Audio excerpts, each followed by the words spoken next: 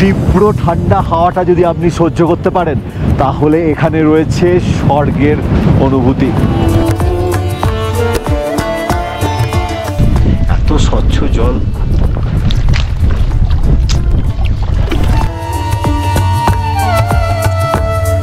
এই জায়গাগুলো, এই কটেজ বা টেন্টের টাইপের যে জায়গাগুলো রয়েছে, এখানে কিন্তু ইলেকট্রিসিটির প্রবলেম আছে। কিন্তু প্যাংগং লেকের এই জায়গাটাতে কিন্তু জিও ফেল।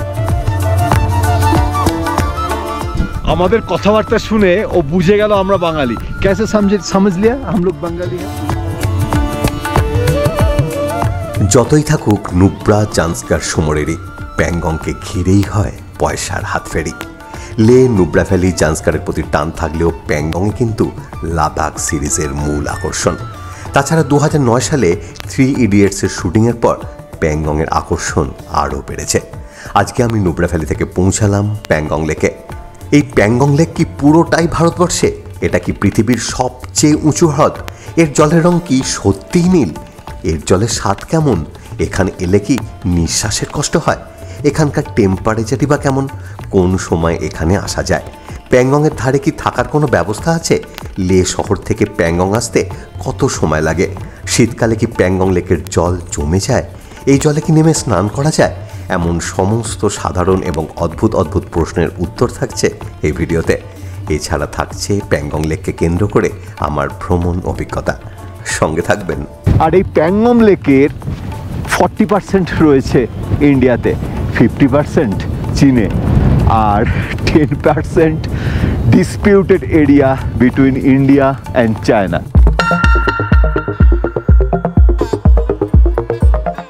অনেক দূর থেকেই একটা গাঢ় নীল রেখা ভেসে উঠছিল চোখের সামনে, আবার মিলিয়েও যাচ্ছিল পাহাড়ের বাঁকে। এবার সে পাকাপাকিভাবে ধরা দিল। এটাই সেই বিখ্যাত প্যাংগং লেক। প্রথম দেখার বিহ্বলতায় আপনার মুখ কতখানি হাঁ হবে সে গ্যারেন্টি আমি দিতে পারবো না, তবে আজকে এবং কালকে যে প্যাংগংকে ঘিরেই চলবো সে ব্যাপারে নিশ্চিত। এই লেকের পাশ দিয়েই রাস্তা, সেই রাস্তা দিয়েই ছুটে চলছিল আমাদের গাড়ি। আমাদের প্রোগ্রাম ছিল আগে কটেজে চেক ইন করে তারপর আসবো লেকের কাছে, কিন্তু নীল প্যাংগংয়ের অন্তহীন আকর্ষণ আমাদের সেটা করতে দিল না। আমাদের গাড়ির ড্রাইভার শায়ার মালিককে বললাম, আগে চলো লেকের ধারে, লাগেজ থাক গাড়ির ওপর। অবশেষে আমরা পৌঁছলাম কিন্তু প্যাংগং লেক, মানে দেখা পাচ্ছি প্যাংগং লেকের। এটা কিন্তু প্যাংগং লেকের এদিক থেকে শুরু। প্যাংগং লেকের ভিডিও শুরু করার আগে দেখে নিন কীভাবে আমি এলাম এখানে। প্রথমে হাওড়া থেকে ট্রেনে চলে এসেছিলাম জম্মু থেকে Srinagar, Sonamarg, Zojila pass, Kargil war memorial দেখে লে। সেখান থেকে খারদুংলা পাস অতিক্রম করে নুব্রা ভ্যালি থেকে এই প্যাংগং লেক। তবে আপনি চাইলে সরাসরি লে থেকে প্যাংগং লেকে চলে আসতে পারেন। সেক্ষেত্রে এই 225 কিলোমিটারের মতন জার্নি করতে আপনার সময় লাগবে 6.5 ঘন্টার কাছাকাছি।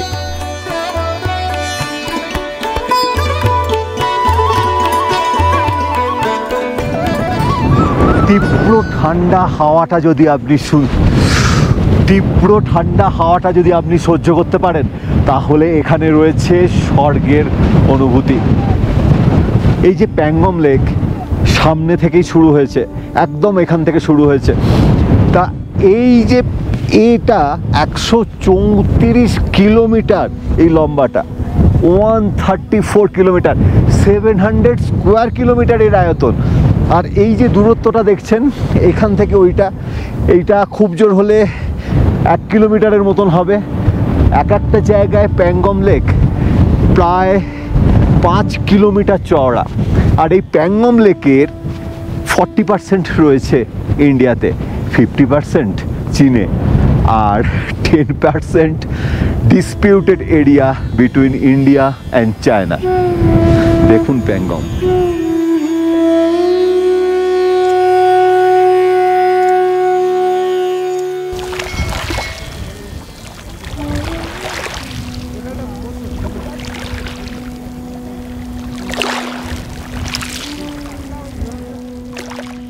14,270 ফুট উচ্চতায় অবস্থিত প্যাংগং লেকের পূর্ব দিক তিব্বতের আর পশ্চিম দিকটা ভারতবর্ষের।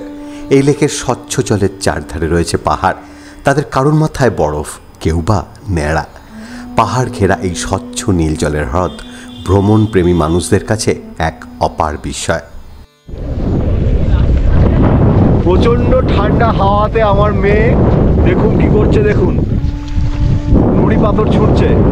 ওটা কি হচ্ছে? ঠান্ডা লাগছে না? ঠান্ডা লাগছে না? জল তুলেছিস তো? বাকি সবাই রয়েছে এখানে, সবাই প্রচুর আনন্দ করেছে। দেখো অসিতদা নাচছে, প্রকাশদা নাচছে, গা গরম করছে আর কি। আসুন দেখি প্যাংগংয়ের জলের টেস্ট কিরকম। এত স্বচ্ছ জল,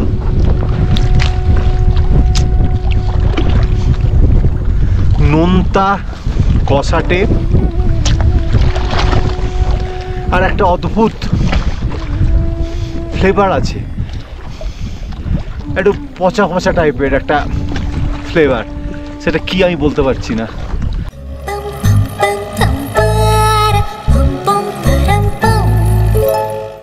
সিনেমাটা যে কি সেটা নিশ্চয়ই আর কাউকে বলে দিতে হবে না, আর কারা অভিনয় করেছেন সেটাও সবাইকার জানা। তবে এই সিনেমার নির্মাতা ছবিতে হলুদ, লাল আর নীলের যে কম্বিনেশন ব্যবহার করেছেন সেটা তারিফ না করে পারা যায় না।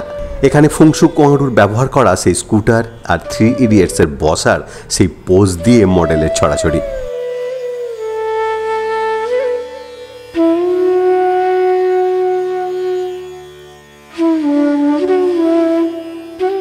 আমি বসে আছি প্যাংগম লেকের একদম ধারে। আমার ডান দিকটাই পুরো প্যাংগম লেক। আকাশে হালকা মেঘ আছে আর নীল আকাশের প্রতিচ্ছবি এই জলের ওপর পড়ে, জলটাও নীল। জলটা কিন্তু অরিজিনাল কালার নীল নয়, আমার মেয়ে ভেবেছিল প্রথমে সেটাই। তুই এটা কি নিয়েছিস? সেটা প্যাংগম লেকের জল? হ্যাঁ, একদমই ভেবেছিলাম পুরো নীল কালার হবে। নীল কালার হবে ভেবেছিলি, কিন্তু কি দেখলি? সাদা কালার বেরোলো। তার মানে জলের রং সাদা, তাহলে আকাশের কি কি রিফ্লেকশনে জলটা কি হয়েছে?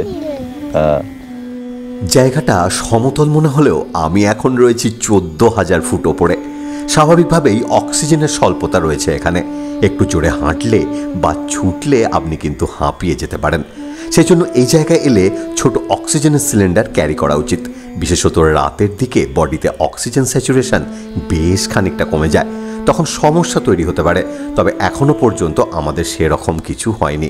ওয়েদার যথেষ্ট পরিষ্কার, তবে ঠান্ডা হাওয়া চলছে জোরদার।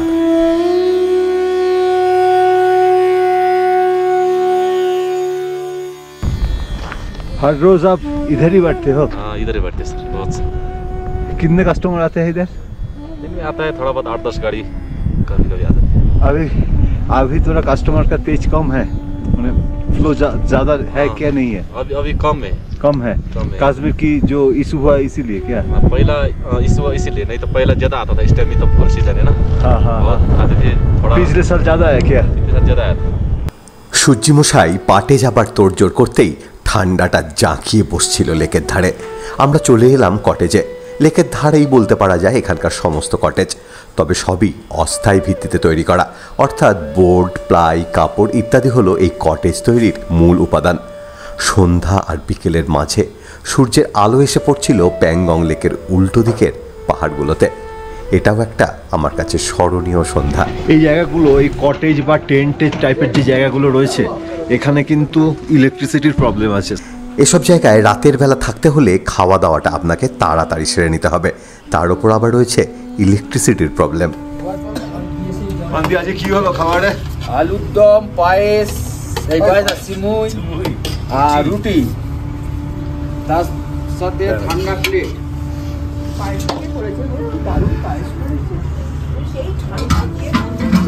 সবাই মিলে এখানে খাওয়া দাওয়া হচ্ছে। এই জায়গাটা দেখতে পাচ্ছেন যেখানটা শেষ হয়েছে, তারপরে রাস্তা, তারপরই প্যাংগং লেক। ওরে বাপ রে বাপ, বিশাল ব্যাপার। চলো খেয়ে নি। তাই সন্ধ্যাবেলা কি খেলি আজকে? কিছু খাইনি। তুমি কি খেয়েছো? হ্যাঁ, কি খেয়েছো? বেগুনি, গরম গরম। রাত বাড়ার সাথে সাথে ঠান্ডাও পাল্লা দিয়ে বাড়তে লাগলো। তবে 5-6 দিন ধরে এসব এলাকায় থাকার জন্য ঠান্ডা কিন্তু আমাদের কাবু করতে পারলো না। बोलो इधर का टेम्परेचर अभी कितना है? अभी -8 दिखा रहा है सर। -8 लिख रहे हैं, लेकिन है कितना है? 6-7 होगा, 6 तक। -6 -6 होगा, 6 से ज्यादा नहीं होगा, -6 ही होगा, इससे ज्यादा नहीं होगा। ज्यादा नहीं होगा।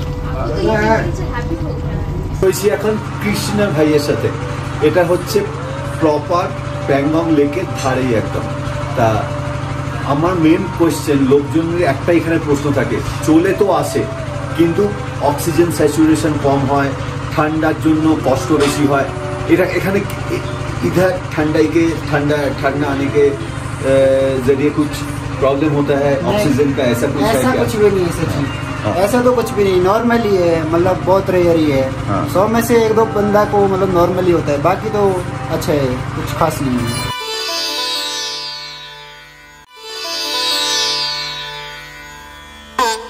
আজকে হচ্ছে 6 তারিখ, 6 জুন শুক্রবার। প্যাংগং লেকের সামনেই দাঁড়িয়ে রয়েছি, উল্টো দিকে কটেজ। কি সুন্দর লাগছে দেখুন প্যাংগং লেকটাকে, পুরো নীলে নীল চারিদিক, জলও নীল, আকাশও নীল, ছিটে ফোঁটা মেঘ নেই। দূরে পাহাড়গুলোর উপরে পুরো সাদা হয়ে রয়েছে দেখুন, পুরো সাদা। আর এটা হচ্ছে আমাদের কটেজ, সেটা আগের দিন দেখিয়েছি আপনাদের। এবার এখানে একটা কিন্তু প্রবলেম আছে, প্রবলেমটা হচ্ছে বিকেলবেলা বা রাত্রিবেলা 7:30 অবধি, 7:30 থেকে রাত্রি 10টা 10:30 পর্যন্ত এদের জেনারেটর থাকে। আমি যেটাতে ছিলাম আর কি, এই জেনারেটর অন থাকবে, তারপর জেনারেটর অফ করে দেবে, মানে পুরো ব্ল্যাক আউট হয়ে যাচ্ছে আমাদের এই কটেজগুলো। অন্য কটেজে কি হচ্ছে সেটা জানি না। আর এই হচ্ছে রুম। কিরে ওঠ, মেয়ে ঘুমোচ্ছে এখনো, এখন বাজে প্রায় 7টার মতন। এই হচ্ছে রুম।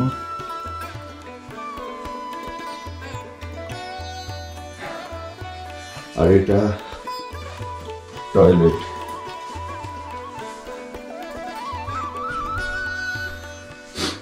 ঠান্ডা খুব একটা লাগছে না, কারণ হাওয়া নেই। সকালবেলা যেহেতু জ্যাকেট ফ্যাকেট পরে বেরিয়েছি, হালকা একটা ঠান্ডার ভাব আছে, কিন্তু ঠান্ডা এখানে যথেষ্ট আছে। টেম্পারেচার সার্চ করলে হয়তো দেখা যাবে এই মুহূর্তে 1 কিংবা 0 কিংবা মাইনাস টেম্পারেচার অ্যাডজাস্ট হয়ে গেছে। আরও একবার দেখে দিই।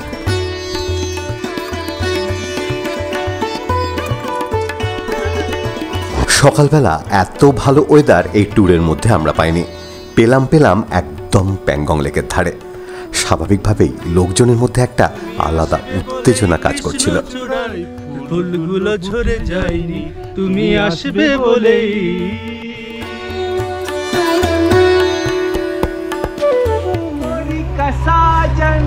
साजन की गोरी लो जी शुरू हुई लव स्टोरी।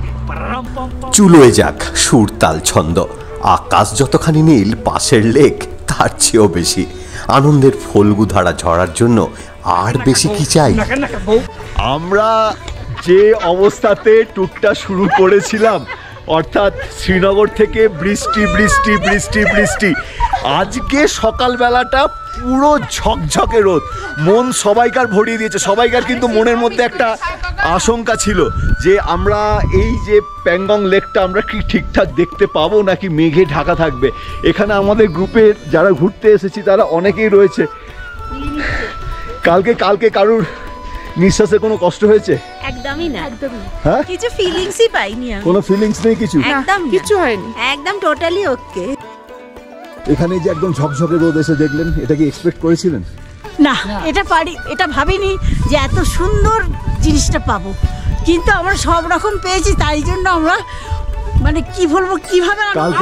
কালকে রাতে টেম্পারেচার কি রকম ছিল? -70। কে বললো এটা? কোথায় খবর পেলে?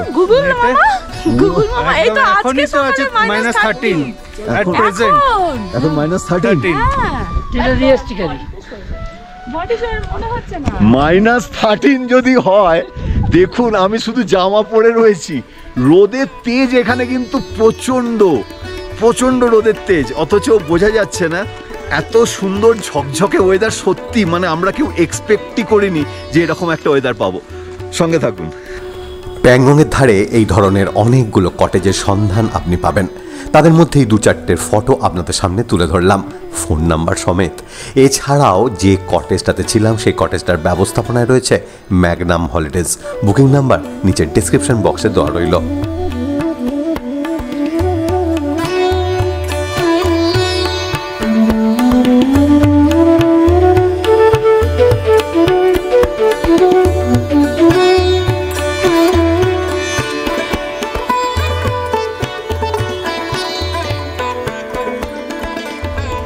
লোকের মনে একটা স্বপ্ন থাকে প্যাংগংয়ের ধারে থাকবো। এখানে প্যাংগংয়ের ধারে থাকার জন্য অনেকগুলো কটেজ বা মানে হোমস্টে কাইন্ড অফ রয়েছে, টেন্ট রয়েছে। দেখুন 3টে ধাপে রয়েছে, একদম নিচের ধাপে একটা, আমি একটা ধাপে দাঁড়িয়ে রয়েছি, এর ওপরের ধাপে আর একটা রয়েছে। প্রচুর রয়েছে, তবে বেশি ট্যুরিস্ট সমাগম হয়ে গেলে কিন্তু রেট স্বাভাবিকভাবেই বেড়ে যায়। আর এই জায়গাতে সব জায়গাতেই জিও বেশ ভালো ফাংশন দিচ্ছিল, কিন্তু প্যাংগং লেকের এই জায়গাটাতে কিন্তু জিও ফেল, মানে জিও 0। এখানে এয়ারটেল ভালো ফাংশন দিচ্ছে। মানে আপনি যখন এই ব্যাপারটা কনসিডারেশনের মধ্যে রাখবেন, নতুন সিম নেবেন যখন জম্মুতে নেবে, তখন কিন্তু জিওটাকে অ্যাভয়েড করে এয়ারটেল নিতে পারেন, কারণ এই জায়গাতে কিন্তু এয়ারটেলের নেট এবং कनेक्टिविटी যথেষ্ট ভালো। इधर पानी का जोगान कैसे होता है, मिलते हैं पानी? टैंकर से आता है लीची। ये जो टैंकर देखा अभी, हाँ, किधर से ये टैंकर आते हैं? लुकुंग से आते हैं। लुकुंग से आते हैं, मैंने इधर से कितना 4-5 किलोमीटर? 4-5 किलोमीटर दूर। अच्छा, उधर क्या है? उधर तो पानी का झील आता है। झील आता है। आज সকালবেলা ব্রেকফাস্টে কি হলো? সকালবেলা ব্রেকফাস্টে লুচি আর আলু চচ্চড়ি। লুচি আলু চচ্চড়ি খেয়ে বেরিয়ে পড়লাম। একটা পাত্রে জল নিয়ে তাতে দোয়াত মার্কা নীল রঙের সুলেখা কালি ঢেলে দিলে জলের রং যেরকম হয়, প্যাংগংয়ের রং অনেকটা এখন সেই রকমই। আকাশের চেয়েও বেশি নীল প্যাংগংয়ের জল। আমরা এগিয়ে চললাম তার পাশের রাস্তা ধরে, নামবো 3 ইডিয়টসের শুটিং স্পটে। আমরা এখন যাচ্ছি সুমারিরি লেকে। তা আমাদের এই প্যাংগং মানে আমাদের যে লুকুংয়ে ছিলাম সেখান থেকে এই সুমরিরি যাওয়ার পথেই পড়বে কিন্তু প্যাংগং লেকের সেই জায়গা যেখানে শুটিং হয়েছিল 3 ইডিয়টসে। আমি এখন সেই জায়গাতেই রয়েছি।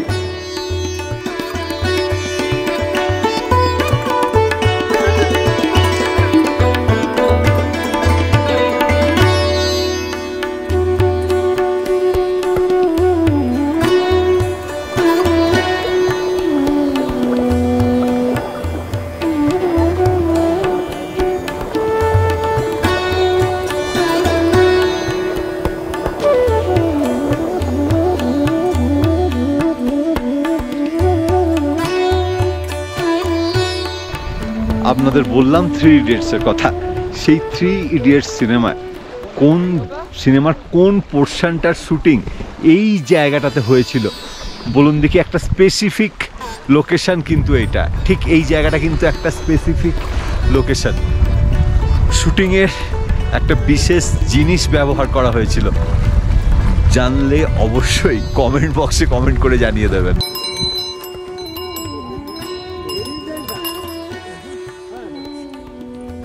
প্যাংগং লেকের ধার ধরে বিভিন্ন জায়গায় 50-100 টাকার বিনিময়ে 3 ইডিয়টসের স্কুটার থেকে শুরু করে সিনেমায় ব্যবহৃত জামা কাপড় পরে ফটো তোলার চল রয়েছে। একটা সিনেমার ওপর নির্ভর করে লেকের ধারে পর্যটন কেমনভাবে চলে, এই জায়গাটা তার প্রকৃষ্ট উদাহরণ। আমাদের কথাবার্তা শুনে ও বুঝে গেল আমরা বাঙালি। कैसे समझ लिया हम लोग बंगाली है? लैंग्वेज से सर। कैसे लैंग्वेज से? तो बहुत सारे लैंग्वेज का बंगाली लैंग्वेज से समझ। बंगाली लैंग्वेज कैसे होता है? जैसे आप बोल रहे हैं अभी। आप लोग कैसे पकड़ते हो ये बंगाली है? आपकी लैंग्वेज का पता थोड़ा अलग है ना। क्या कैसे अलग है? आप कहाँ जाने कहाँ जाना छे? या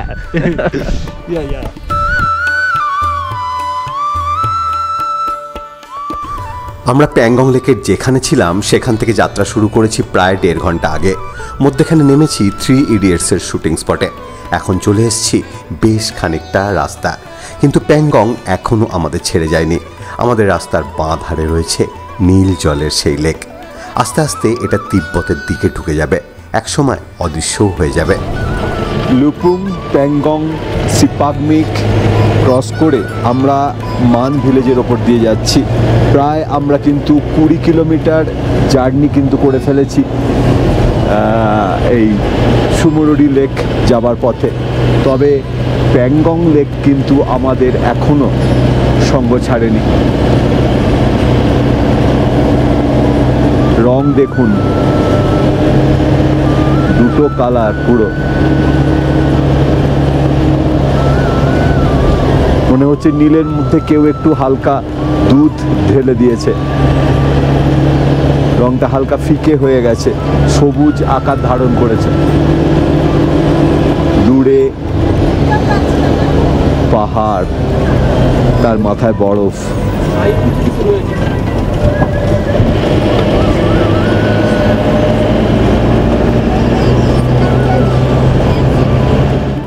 আগেই বলেছি আমাদের এখন গন্তব্য প্যাংগং থেকে সুমারারি লেক, পথে পড়বে রেজাংলা। এই জায়গাটাও 1962 সালের ভারত চীন যুদ্ধের সাথে প্রচণ্ডভাবে সম্পৃক্ত। অর্থাৎ এই রেজাংলা পাশের ঠিক পাশেই রয়েছে চীন বর্ডার। দেখাবো সব কিছু, তবে সামনের পর্বে। আজ এটুকুই। কেমন লাগলো ভিডিও সেটা জানাতে কিন্তু অবশ্যই ভুলবেন না। ভালো লাগলে সাবস্ক্রাইব অল বাটনটা প্রেস করে দেবেন। ধন্যবাদ।